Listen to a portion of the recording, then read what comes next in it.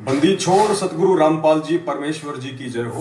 परमपिता परमेश्वर सारी सृष्टि के रचनहार, कुल मालिक, असंख्य ब्रह्मांडों के रचयिता, तीनों लोकों में प्रवेश करके सबका धारण पोषण करने वाले जगत गुरु संत शिरोमणि सतगुरु रामपाल जी भगवान के चरण कमल में मुझ पवन दास का कोटि कोटि दंडवत प्रणाम। और आप सभी भाई बहनों को सत साहिब पुण्यात्माओं, दया परमपिता परमेश्वर जी की, जिनके आशीर्वाद से, जिनकी सत प्रेरणा से रात्रि 9 बजे के लाइव शंका समाधान एपिसोड में आप और हम सभी भाई बहन एक दूसरे के सामने हैं। एक शंका बहुत सारे भगत भाई बहनों की, और ज्यादातर ये शंका उन लोगों की है जिन्होंने सन 2019 और 20 में सतलोक आश्रम मैनेजमेंट हरियाणा वालों के कहने पे गुरु मर्यादाओं से नीचे गिरते हुए मोक्ष प्राप्ति के चक्कर में अपने सतगुरुदेव जी को पीछे छोड़ते हुए रोहतक में जाके भेड़ बकरियों की तरह एक बड़े से हॉल में कैद होके सार्वजनिक तौर पे फर्जी सारनाम ले लिया। अब उन आत्माओं की जो स्थिति है वर्तमान में, वो गुरुदेव ने बताया वैसी हो रही है जैसे सांप जो है छुछंदर एक चूहे के जैसा छोटा सा जीव होता है, और सांप जब उसको पकड़ लेता है चूहा समझ के, और बाद में उसको मालूम पड़ता है कि ये तो चूहा नहीं, ये तो छुछंदर है, तो कहते हैं सांप यदि उसको खा जाए तो मर जाता है, और अगर बाहर छोड़ दे तो वो अंधा हो जाता है। तो वो घर का ना घाट का, धोबी के कुत्ते वाली स्थिति उस सांप की हो जाती है। तो अनजाने में, नादानी में और मूर्खता में, ज्ञान को अच्छे से ना समझ पाने के चलते अपने परमपिता परमेश्वर सतगुरु रामपाल जी भगवान की उम्मीद और आशा छोड़ के कि क्या पता गुरु जी को डबल उम्र कैद की आजीवन सजा हो चुकी है, जेल से बाहर आए या ना आए, भाई हमें तो मोक्ष से मतलब है, मोक्ष मिलेगा सारनाम से। और सारनाम सतलोक आश्रम मैनेजमेंट हरियाणा वालों ने काल प्रेरित होके आलू टमाटर की तरह मार्केट में बेचना शुरू कर दिया, सिर्फ एक एक पाठ प्रकाश के पैसों के लालच में। तो उन आत्माओं ने धोखे से, धोखा तो नहीं कह सकते क्योंकि जब परमेश्वर ने आपको इतना ज्ञान दे दिया, उसके बाद यदि आप अपने पेट में बच्चा किसी गैर पुरुष से डलवाओगे तो उसको नादान नहीं कहा जा सकता है। ये सारनाम और सार शब्द देने के लिए ही वो बंदी छोड़ अपने निज लोक सतलोक से यहाँ आता है। और वो सारनाम और सार शब्द भी यदि चेले बांटने लग जाए आलू टमाटर की तरह, तो परमात्मा क्या भेड़ बकरी चराएगा? फिर काम क्या रह गया फिर उस परमात्मा का? यहाँ पे जो परमेश्वर का काम यदि आम जीव करने लग जाएगा तो फिर परमेश्वर का काम क्या है? भेड़ बकरी चराने का। तो ये सारी बातें ना समझ पाने के चलते जिन लोगों की स्थिति वो फर्जी सारनाम लेने के बाद में सांप जैसी हो गई है, अब वो दास को फोन करते हैं और कहते हैं भगत जी हम उस सारनाम का जाप करें या ना करें? भगत जी हमें जो सारनाम मिला है वो सही है या गलत है? भगत जी मैं आपको बताऊं वो 3 मंत्र कौन से हैं? तो दास ने कहा भैया दास हाथ जोड़े, वो मंत्र अपने पास रखो, अपने जेब में रखो, दास को उन मंत्रों की आवश्यकता नहीं है। जब दास उन मंत्रों को लेने के योग्य हो जाएगा तो मेरा परमपिता परमेश्वर सतगुरु रामपाल जी भगवान यहाँ पे वो मंत्र ही देने के लिए आया है। अपने आप हाथ पकड़ के दे देगा परमात्मा, मांगने की भी आवश्यकता नहीं पड़ेगी। उसके लिए पहले मैं योग्य तो हो जाऊं। तो अब उनकी स्थिति यह है कि भगत जी क्या करें क्या ना करें? वो सारनाम असली है या फर्जी है या नकली है, क्या है? तो भाई आप कह रहे हो कि रोहतक से हमें जो सारनाम मिला है वो असली है या नकली है। दास तो ज्ञान आधार से ये कहेगा कि उस सारनाम देने वालों को जो सारनाम प्राप्त है वो ही असली नहीं है। तुम्हारे को 15 रुपए की डीवीडी में आलू टमाटर के दिए जाने वाला सारनाम कहां से असली हो जाएगा? पुण्यात्मा, इन सब बातों की परख आपको सिर्फ और सिर्फ परमपिता परमेश्वर सतगुरु रामपाल जी भगवान के सत्संगों से करनी पड़ेगी। और दुनिया में कोई भी ऐसा फॉर्मूला, कोई भी ऐसा बैलेंस, कोई भी ऐसा वो तराजू नहीं है जो परमपिता परमेश्वर सतगुरु रामपाल जी महाराज जी के भक्ति मार्ग में सही और गलत का निर्णय करके आपको दे दे, सिवाय उनके सत्संगों के। और उनके सत्संगों को समझने के लिए आपको परमपिता परमेश्वर के चरणों का आजीवन कुत्ता बन के रहना पड़ेगा। जो अपने आप को शेर समझेगा उसकी दिव्य दृष्टि, उसकी दूरदृष्टि परमात्मा नहीं खोलता है। और बिना साथ संगति के ये सारी चीजें समझ में आना बेहद मुश्किल है, विशेषकर इस पिछली पीढ़ी में। आज से पहले तो साथ संगतियां होती ही नहीं थी, क्योंकि साथ संगतियां तो उस समय स्टार्ट होती है जब परमेश्वर ने आत्माओं को सतलोक लेके जाना होता है, उनको ज्ञान आधार से मजबूत करने के लिए। तो ये निर्णय तो आज होना था। तो दास के पास तो रो पीट के खाली परमपिता परमेश्वर जी के सत्संग ही एकमात्र बैलेंस है, आधार है। उन्हीं से दास आपको समझाने का प्रयास करेगा कि आपको सारनाम देने वाले जो लोग हैं, सतलोक आश्रम मैनेजमेंट हरियाणा के शीर्ष व्यक्ति, सतलोक आश्रम मैनेजमेंट हरियाणा का मुखिया महेंद्र भगोड़ा, बसंत सैनी, वर्ल्ड कोऑर्डिनेटर देशराज और भी बहुत सारे महानुभाव जो महापुरुष हैं वर्तमान में मूर्खों के ऊपर, तो उनको भी सारनाम मिला हुआ है या नहीं मिला हुआ है, या परमात्मा ने उनको भी एक नकली बंदूक थमा रखी है रिहर्सल के लिए, उसका निर्णय परमात्मा का सत्संग करेगा। तो सबसे पहले आपको सुनाते हैं राजा बीर सिंह बघेल जी की एक छोटी सी कहानी। 4-5 मिनट का ये सत्संग है, बड़े ध्यान से सुनना। इस सत्संग में परमेश्वर ने एंड में निष्कर्ष निकाल के दे दिया है बहन चंद्रप्रभा और राजा बीर सिंह की कहानी के माध्यम से। राजा बीर सिंह को प्रथम नाम मिल गया था, सतनाम मिल गया था, फिर उसने सारनाम लेने की इच्छा व्यक्त की। तो परमेश्वर वहां गए और कहा भैया तेरे को सारनाम दूंगा, लेकिन उससे पहले एक शर्त है, एक कंडीशन है, पहले उसको पूरा करो। तो परमात्मा ने बताया कि ऐसे ऐसे इस नगरी में तेरी एक गुरु बहन है चंद्रप्रभा, उसके पास जा। उसने भगवान जगन्नाथ के लिए एक ऐसी जो है वो कपड़ा तैयार कर रखा है, जो गंगा जी से नंगे पैर जाके जल भर के लाती है, नहा धो के साफ तरीके से फिर उसकी सिंचाई करती है। उन पौधों को उसने बड़ा किया है, उन कपास के पौधों को फिर अपने हाथ से तोड़ा है और अपने हाथ से फिर उसने बड़ी सावधानी से वो कपड़ा बुना है भगवान जगन्नाथ को चढ़ाने के लिए। वो कपड़ा लेके आ जा। आगे की कहानी आप जी सुनिए ध्यान से और फिर समझ में आ जाएगा कि जिन लोगों ने आपको फर्जी सारनाम दिया है, क्या उनके खुद के पास तो सारनाम है क्या? ये देखना आपने, इसका निष्कर्ष क्या निकलेगा इस स्टोरी का। ये केवल कथाएं नहीं है, ये हमारे लिए बहुत काम की वस्तु है। अब जब ये बात सुनी उस बहन ने, वह गदगद हो गई, शुक्र मनाया जगन्नाथ भगवान का। हे जगन्नाथ भगवान, आपने मेरी इज्जत रख दी, राजा का मन बदल दिया। उन्होंने पता कौन सा जगन्नाथ बदलना है जिसके मन को, इतनी बुद्धि कमजोर थी मारी। और कहा, सारी बात सुनकर कहने लगी भाई ना तो मैं रथ में बैठूं, मैं तो पैदल जाऊंगी। राजा का शुक्रिया है, अगर तुम मेरे साथ चलो तो मुझे कोई इतराज नहीं। ऐसा ही हुआ, लड़की चली गई, सैनिक साथ चल पड़े रथ लेकर, खाने पीने की व्यवस्था उसमें अपनी ले ली, वो लड़की पैदल गई वहां तक। अब सामने पहुंचे, सुबह नहा धोकर उस बहन ने वह अपनी जो धोती हाथ से बना रखी थी वो चादर लेकर भगवान जगन्नाथ के मंदिर में मूर्ति के चरणों में रखना चाहिए, रखते ही और कहा कि इस दासी की तुच्छ भेंट स्वीकार करना जगन्नाथ। वो धोती वहां से उठी और उस जगन्नाथ के मंदिर के प्रांगण में जाकर पड़ी और आकाशवाणी हुई कि नालायक, जगन्नाथ तो काशी में बैठा है, वो कबीर परमात्मा इज जगन्नाथ। तो किस धक्के खाना गई, कलेजा फट गया उस लड़की का, रोआ बुरी तरह। ओए होए, वो भगवान स्वयं है कबीर जी। वो वहीं से रोने लगी थी,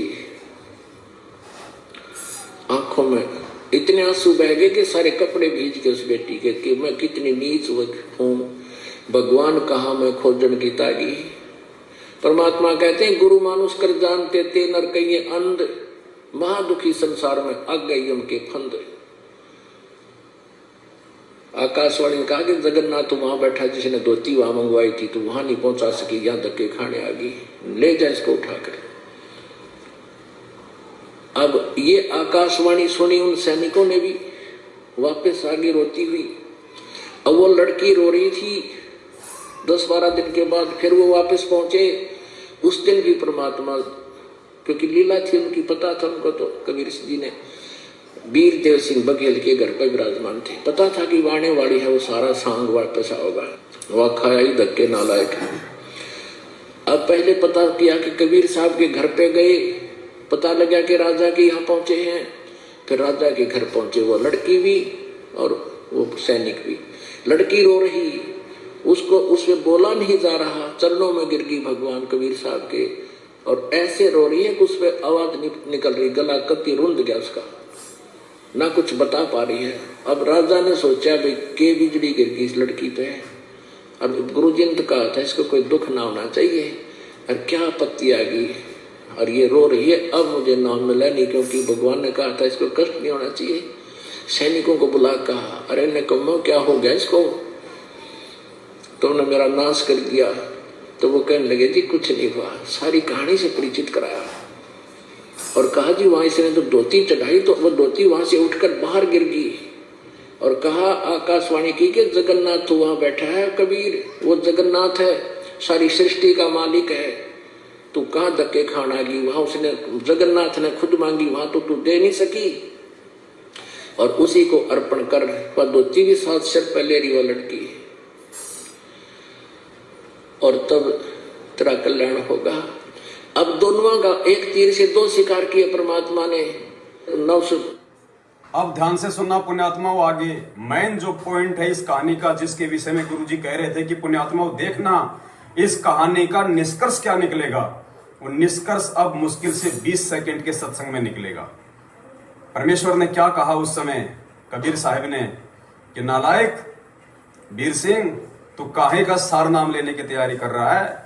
अरे जो अपने गुरु को भगवान नहीं मानता, जो अपने गुरु को और भगवान में अंतर मानता है, वो तो प्रथम नाम के लायक नहीं होता है। तू किस सार नाम लेने के चक्कर में बैठा था नालायक, फिर से प्रथम नाम ले।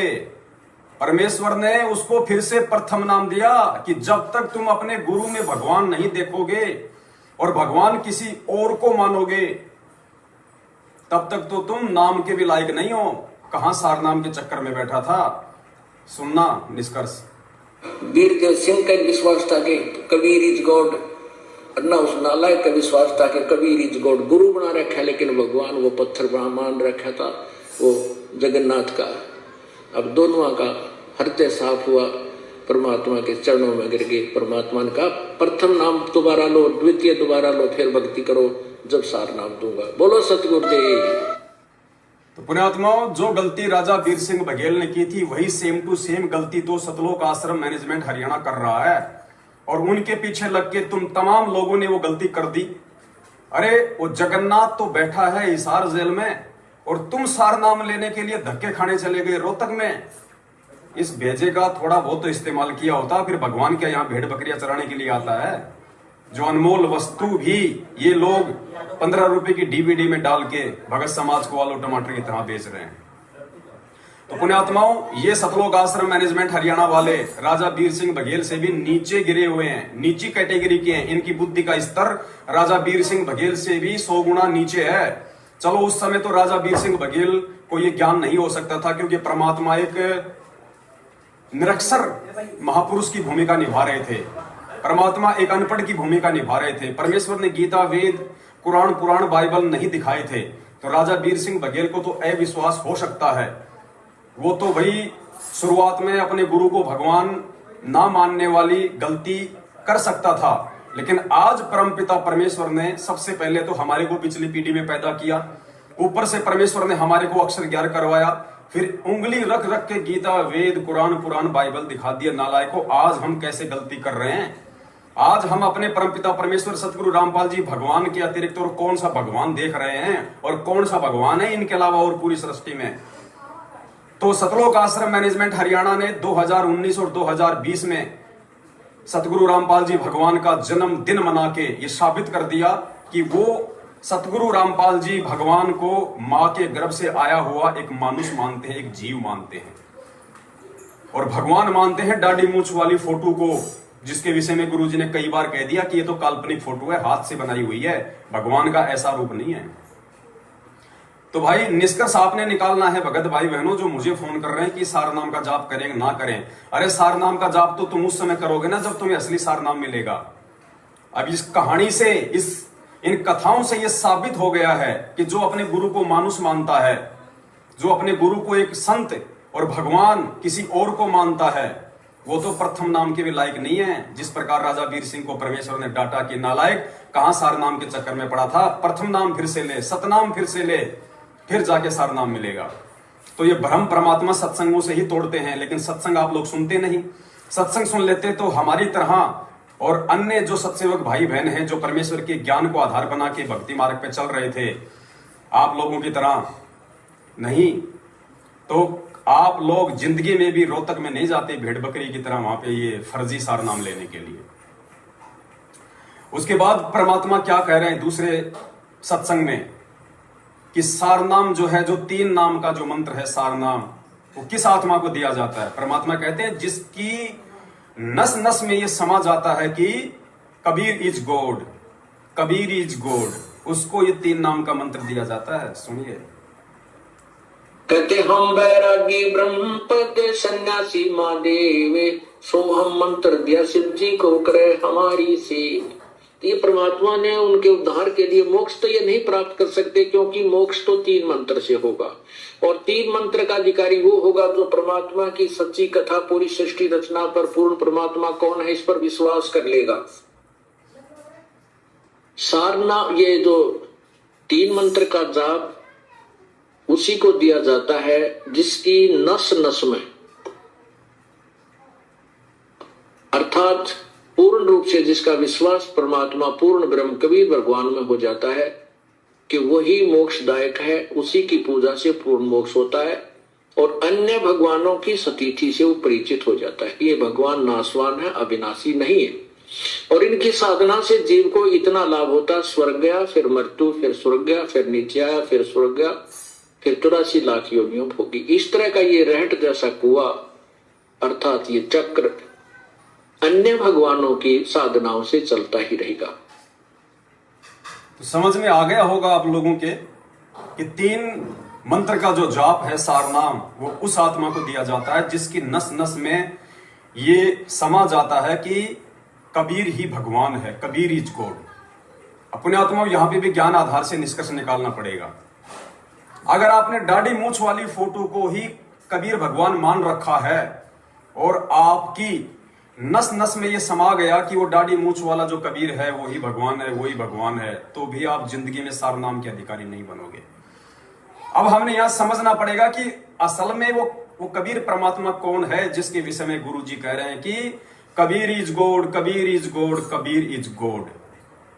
अगर हमने दाढ़ी मूछ वाली फोटो को असल में कबीर परमात्मा मान लिया तो भी हम फेल हो जाएंगे, क्योंकि पुण्यात्माओं, एक आत्मा के 2 पति नहीं हो सकते, एक म्यान में 2 तलवार नहीं आ सकती। या तो आपने अपने गुरुदेव को ही अपने मन मंदिर में बैठा के रखना है, अपने हृदय में बैठा के रखना है, अपना पति परमेश्वर मानना है, या फिर दाढ़ी मूछ वाली फोटो को अपना मालिक, अपना पति परमेश्वर और अपने हृदय में बैठाना है। 2 में से एक का आपको चुनाव करना पड़ेगा कि असल में असली कबीर दोनों में से कौन है, वो फोटो वाला है या जो जिंदा है, साक्षात है, मेरे सामने है। क्योंकि दाढ़ी मूछ वाली फोटो को हम सच्चे वक्त तो मान नहीं सकते, क्योंकि ना तो उस दाढ़ी मूछ वाली फोटो ने हमें कभी कोई सत्संग सुनाया, ना दाढ़ी मूछ वाली फोटो हमारी कोई प्रार्थना सुनती है, ना दाढ़ी मूछ वाली फोटो ने हमें कभी कोई आशीर्वाद दिया, ना दाढ़ी मूछ वाली फोटो कभी हमारा कोई सदमार्ग करती है, ना दाढ़ी मूछ वाली फोटो ने हमें कोई आशीर्वाद दिया, ना हमारी वो प्रार्थना सुन सकती है, और ना ही दाढ़ी मूछ वाला हमारा गुरु है, और बिना गुरु के मोक्ष नहीं हो सकता। और इस सत भक्ति मार्ग में गुरु की भूमिका स्वयं वो कबीर परमात्मा निभाता है। तो बताइए आप किसको कबीर परमात्मा मानोगे? आप अपनी नस नस में किसको कबीर जी के रूप में समाओगे? अपने पूज्य गुरुदेव जी को। तो वो एक कबीर जो है एकमात्र पूरी सृष्टि का, वो दाढ़ी मूछ वाली फोटो नहीं है। ऐसे तो परमेश्वर के करोड़ों अवतार हो चुके हैं, ना जाने कितने रूपों में वो परमात्मा इस पृथ्वी पे आ चुका है, अनगणित बार। किस किस को परमात्मा कहोगे? किस किस को ढूंढते फिरोगे? वक्त गुरु से बेड़ा पार होता है। और इस सतभक्ति मार्ग में सतगुरु की भूमिका, गुरु की भूमिका, तत्वदर्शी संत की भूमिका स्वयं वो कबीर परमात्मा ही निभाता है। तो ज्ञान आधार से अब आपने ये निष्कर्ष निकालना पड़ेगा कि उस फोटो में से और मेरे गुरु में से असली कबीर कौन है, क्योंकि एक म्यान में 2 तलवार नहीं आ सकती, एक आत्मा के 2 पति नहीं हो सकते। और जिसके 2 पति हैं उसको वेश्या कहा जाता है, उसको व्यभिचारिणी औरत कहा जाता है। परमात्मा उसको स्वीकार नहीं करता। तो ज्ञान आधार से आपने चुनाव करना पड़ेगा कि वो एक कौन है। और जब आपको पता चल जाएगा कि वो एकमात्र सृष्टि का कबीर परमात्मा मेरे पूज्य गुरुदेव सतगुरु रामपाल जी भगवान हैं, तो उसके बाद में दाढ़ी मूछ वाली फोटो के लिए ना आपके घर में कोई जगह होगी, ना आपके दरबार में कोई जगह होगी, ना आपके मन मंदिर में कोई जगह होगी, केवल अपने पूज्य गुरुदेव के लिए जगह होगी। और जब आपको इतना समझ में आ जाएगा तो सबसे पहले तो आप उस महाअज्ञानी, काल एजेंट, सतलोक आश्रम मैनेजमेंट हरियाणा का पीछा छोड़ोगे, उन कुपात्रों को ज्योति पाठ और दान का पैसा देना छोड़ोगे, परमेश्वर के ज्ञान को आधार बनाओगे, साध संगति से जुड़ोगे, और जून के महीने में उस कबीर की कागज की फोटो जिसको हम भगवान मानते हैं, जो भगवान का वास्तविक रूप भी नहीं है, और अगर भगवान का वास्तविक रूप भी है तो हमारे किसी काम का नहीं है, क्योंकि हमारा बेड़ा पार तो हमारे गुरु भगवान से होगा। भाई जब हम रोज संध्या आरती में कहते हैं मेरे गुरुदेव भगवान दियो काट काल की फांसी, तो फिर दूसरा भगवान कौन आ गया जिसको हम माने? जब हम अपने गुरु को भगवान कह रहे हैं तो फिर कागज की फोटो को भगवान मान के उसका प्रकट दिवस मनाना तो महामूर्खता है। एक आत्मा के दो पति तो हो ही नहीं सकते, है तो फिर आप व्यभिचारिणी हैं, आप पतिव्रता आत्मा नहीं है, और जो पतिव्रता नहीं है उसको परमात्मा कभी स्वीकार नहीं करेगा। उसके बाद आप 8 सितंबर के दिन सिर्फ परमपिता परमेश्वर सतगुरु रामपाल जी भगवान का ही प्रकट दिवस मनाओगे, तब आप उस परमेश्वर की लाडली आत्मा कहलाओगे। और जब आपके रग रग में वो कबीर परमात्मा जो सतगुरु रामपाल जी भगवान के रूप में आए हुए हैं, जब वो समा जाएगा, वहां इशारा कर रहे हैं गुरुदेव कि जब आपकी नस नस में ये समा जाएगा कि Kabir is God, Kabir is God, सबसे पहले तो ये समाना ही बड़ी टेढ़ी खीर है, और अगर समा गया तो फिर ये पहचान करना और इस अंतरात्मा में ये बात फिट जमाना कि वो कबीर परमात्मा सतगुरु रामपाल जी भगवान हैं, तब जाके आप उस तीसरे मंत्र सार नाम के लायक बनोगे। और इसका भी चलो आप जी को दिखाई देते हैं परमपिता परमेश्वर के आशीर्वाद से कि वो इष्ट और गुरु सतगुरु रामपाल जी भगवान ही है, क्योंकि इस भक्ति मार्ग में इष्ट की भूमिका स्वयं वो कबीर परमेश्वर ही निभाता है। वो कबीर परमेश्वर ही स्वयं सतगुरु की भूमिका निभाता है। और गुरुदेव इस छोटे से सत्संग में स्पष्ट कर रहे हैं, यानी ये संकेत कर रहे हैं खुल्लम खुल्ला कि नालायको, तुम जिसको भगवान मानते हो दाढ़ी मूछ वाली फोटो को, कि वो तो सतलोक में बैठा है, वो कबीर परमात्मा है, हमारा इष्ट तो कबीर परमात्मा है, और संत रामपाल जी महाराज जी तो हमारे सतगुरु हैं जो हमें उस कबीर परमात्मा से मिलाएंगे। परमात्मा कहते हैं गुरु गोविंद दो नहीं भाई, और जब तक जो दो समझेगा वो नरक में जाई, वो दोजक में जाई, वो नरक में जाएगा। वो कबीर परमेश्वर जिसको हम सतलोक में बैठा हुआ समझ रहे हैं, जिसको हम कहते हैं कि वो हमारा इष्ट है, सतगुरु रामपाल जी महाराज जी तो हमारे गुरु जी हैं, सतगुरु रामपाल जी महाराज जी तो उस कबीर परमात्मा के भेजे हुए दूत हैं, उनके नुमाइंदे हैं, उनके संदेश वाहक हैं। पुण्यात्माओं, ये छोटी स्तर की सोच है, अब इसको दिलो दिमाग से निकाल दो।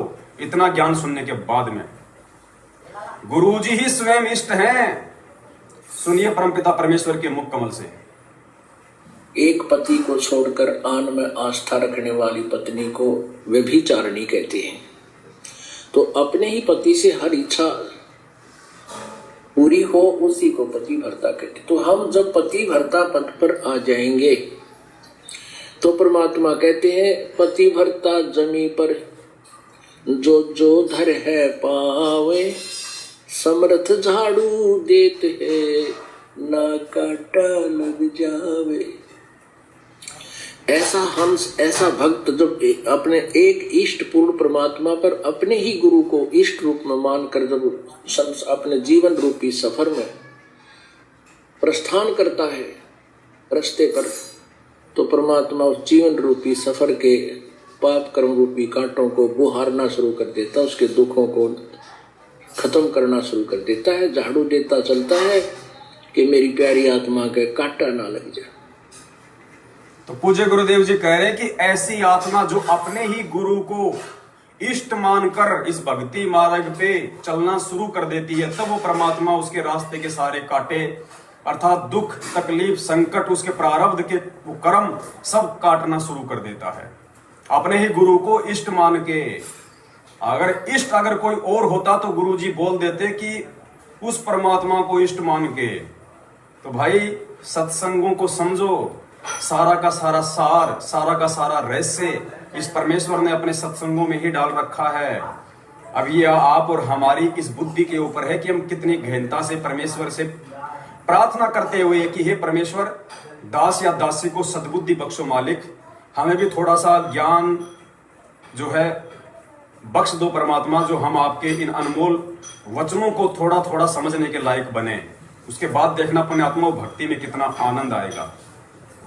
तो साध संगति का जो प्रोग्राम इस कबीर परमेश्वर ने, सतगुरु रामपाल जी भगवान ने रखवाया है इस पिछली पीढ़ी में, सिर्फ और सिर्फ इसका एक ही मकसद है कि हम अपनी सुरती नृति मन पवन अपने हृदय से, अपनी अंतरात्मा से, अपने दिलो दिमाग से केवल अपने गुरु को ही कबीर परमेश्वर के रूप में देखना शुरू कर दें। ज्ञान आधार से नित्य नियम जो हम रोज पढ़ते हैं उसमें सारा का सारा जो रहस्य है सतगुरु के ऊपर है, कि वो जो सतगुरु है, जो गुरु है, स्वयं वो कबीर परमात्मा ही है। सारी भूमिका, सारा रोल वो स्वयं ही आके यहाँ पे करता है। अगर परमपिता परमेश्वर ने दया बख्शी तो पुण्यात्माओं, नित्य नियम के सरलाथ के ऊपर भी हम गुरुदेव से दंडवत प्रार्थना करके हम मालिक से समय मांगेंगे। यदि परमेश्वर हम नीचों को इस लायक समझेंगे, यदि परमात्मा ने हमारे को योग्य समझा, तो परमेश्वर के समझाए हुए को ही हम भाई बहन साध संगति के माध्यम से और आगे समझने का प्रयास करेंगे। तो मालिक से हम प्रार्थना करेंगे, आप जी भी परमपिता परमेश्वर से प्रार्थना कीजिए कि परमेश्वर कोई ऐसा रास्ता हम नालायकों को दीजिए परमात्मा, जो नित्य नियम के सरलार्थ के माध्यम से, आपकी वाणियों में जो गूढ़ रहस्य है उसके माध्यम से हम आपको भगवान के रूप में देखते हुए और आपके नजदीक आए। तो मालिक जरूर मेहर करते हैं, दया करते हैं। तो पुण्यात्माओं, इतनी सी बात है। अब आपने उस सार नाम का जाप करना है या नहीं करना है, ये आपका अपना विषय भैया। हमारे को तो सार नाम हमारा कबीर परमात्मा देगा, हमारे सतगुरु रामपाल जी भगवान देंगे, क्योंकि हमें फिलहाल सार नाम की जरूरत नहीं है, हमें हमारे सतगुरु की जरूरत है, हमारे गुरु भगवान की जरूरत है। अगर गुरु भगवान हम पे प्रसन्न है, गुरु भगवान यदि हमारे पास में है, तो सार नाम तो बाएं हाथ का काम है। अरे गाड़ी चाहे 1 करोड़ की वोल्वो बस क्यों ना हो, अगर उसको चलाने वाला ड्राइवर यदि नहीं है या ड्राइवर को आपने नाराज कर दिया है, तो टिकट आपकी जेब में पड़ी पड़ी पुरानी हो जाएगी। अब आप अपने गंतव्य स्थान को नहीं पहुंच पाओगे। तो पुण्यात्माओं, हम सत्सेवकों को सार नाम की नहीं बल्कि हमारे को सतगुरु की आवश्यकता है। परमात्मा कहते हैं, साहिब से सब होत है, बंदे से कुछ नाई। वो पर्वत से राई कर दे, फिर वो राई से पर्वत कर दे, फिर पर्वत से राई। तो यदि हमारा सतगुरु हम पे प्रसन्न है, हमारा गुरु भगवान यदि हमारे हृदय में है, तो समझो सार नाम और सार शब्द सब कुछ हमारे पास में ही है। अगर हमने अपने सतगुरु की पहचान कर ली, तो समझो आपने सार शब्द की पहचान कर ली, आपको सार नाम मिल गया। रही बात बाकी उन मंत्रों की, वो तो परमात्मा कभी भी आपको आके दे देगा। हिसार जेल में बैठा बैठा भी आपको दे देगा, आपके सामने प्रकट होके दे देगा, सौपन में दे देगा, आत्मा को शरीर से बाहर निकाल के दे देगा। वो समर्थ है, समर्थ साहिब वो एक है, वो कुछ भी कर देगा। इसलिए हमने सार नाम और सार शब्द के चक्कर में नहीं पड़ना। हमने तो अपनी भक्ति और मर्यादाओं पे ध्यान देना है कि उस परम पिता परमेश्वर ने 27 साल से जो अनमोल सत्संग किए हैं और जो अपना सारा विधान उन सत्संगों में डाल दिया है, उस विधान के खिलाफ हमारा एक भी जो कदम है वो बाहर ना चला जाए और हम उस परमेश्वर के दोषी ना बन जाएं। तो मर्यादाओं का और अपनी भक्ति का ध्यान रखना है, बाकी सारा ध्यान वो परमात्मा रखेगा। कब सार नाम देना है, कब सार शब्द देना है, कब हमारा इस गंदे लोग से उस बंदी छोड़ सतगुरु रामपाल जी भगवान ने पीछा छुड़वाना है। तो दास तो केवल इतनी विनती करेगा, भैया गलती आपने की है, सजा भी आपको ही भोगनी है। आपने अपने परमपिता परमेश्वर को छोड़ के इन काल एजेंटों से अपने गर्भ में वो मरा हुआ बच्चा डलवा लिया, क्योंकि असली सार नाम तो अभी तक किसी को दिया ही नहीं परमात्मा ने। वीर सिंह का सत्संग ही काफी है। जब तक आप अपने गुरु और भगवान दोनों में अंतर समझोगे, आप तो सतनाम के भी लायक नहीं होते, सार नाम तो बहुत दूर की बात है।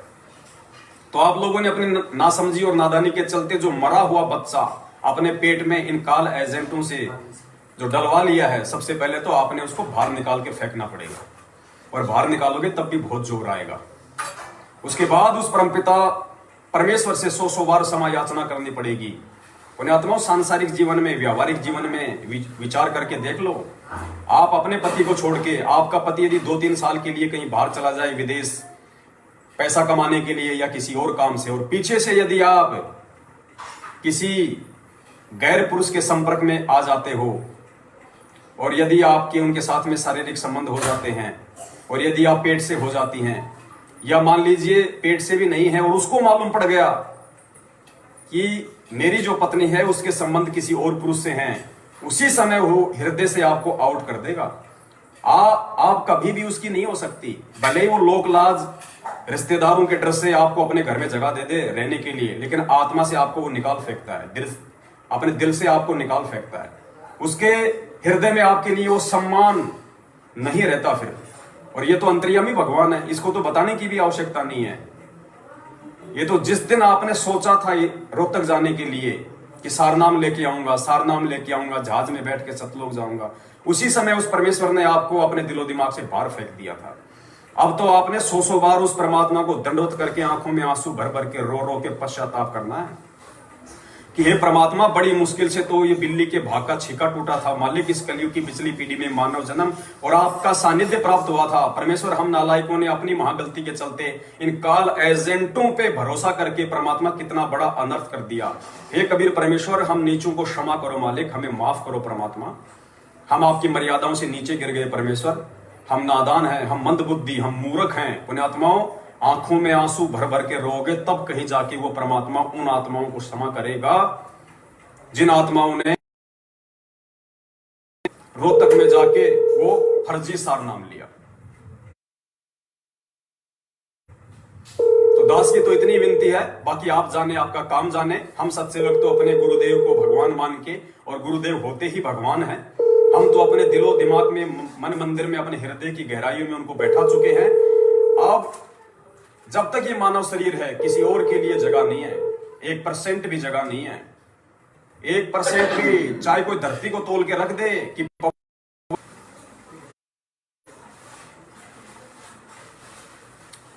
कि पवनदास एक पालड़े में तो आप बैठ जाओ और एक पालड़े में इस पूरी सृष्टि की दौलत 21 ब्रह्मांड की हम रख देते हैं, तो भी ये दास थूकेगा, ठोकर मार देगा उसको। क्योंकि हमें जो असली जो माल है, असली जो दौलत है, असली जो रत्न है, वो समझ में आ गया है। परमात्मा कहते हैं, लाल जो परख है जोहरी और शब्दा परख है साध, और कबीर परख ले साध को ताका मता अगाध। जो संत को पहचान लेगा उसकी तो बात ही न्यारी है। पुण्यात्माओं, जिन्होंने ये गलती की है वो परमपिता परमेश्वर से बारंबार दंडवत क्षमा याचना करे, और जो ऐसी गलती जो करने जा रहे हैं, क्योंकि अब इन काल एजेंटों ने नया ड्रामा शुरू कर दिया सार शब्द का। सार नाम के बाद में भक्तों को ठगने के लिए काल प्रेरणा से इन्होंने सार शब्द का ड्रामा शुरू कर दिया। लोगों के फार्म भी भर दिए। जब भी किसी का सार नाम खंड हो जाता तो कहते हैं अपने कोऑर्डिनेटर से सार शब्द का फार्म लेके आओ, आपने क्या क्या गलतियां की हैं वो पीछे लिखी होनी चाहिए। बताओ, सार नाम लेके गलतियां कर रहे हैं और उनको चेक करने के लिए कह रहे हैं लिखवा के लाओ क्या क्या गलती कर दी, पीछे लिखी होनी चाहिए। अरे भगवान का सत्संग सुना करो। गुरुदेव कहते हैं सार नाम लेने के बाद यदि किसी ने गलती कर दी तो परमात्मा कहते हैं भगवान उसको सदा सदा के लिए रिजेक्ट कर देता है, सदा सदा के लिए, सदा सदा के लिए। जिसने सार नाम लेने के बाद भी गलती कर दी, वो सत्संग अभी दास की थोड़ा टाइम लगेगा।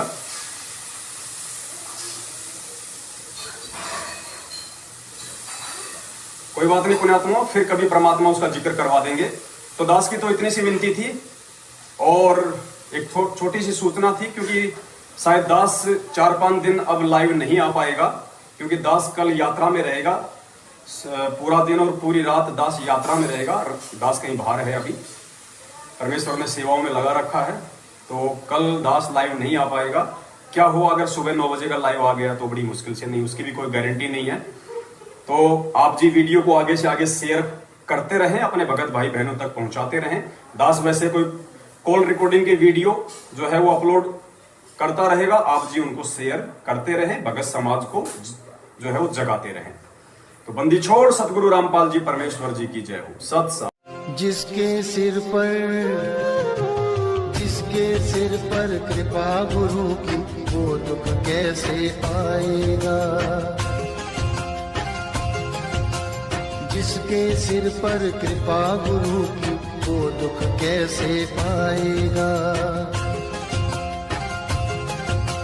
नाम गुरु जी का जप लेगा, नाम गुरु जी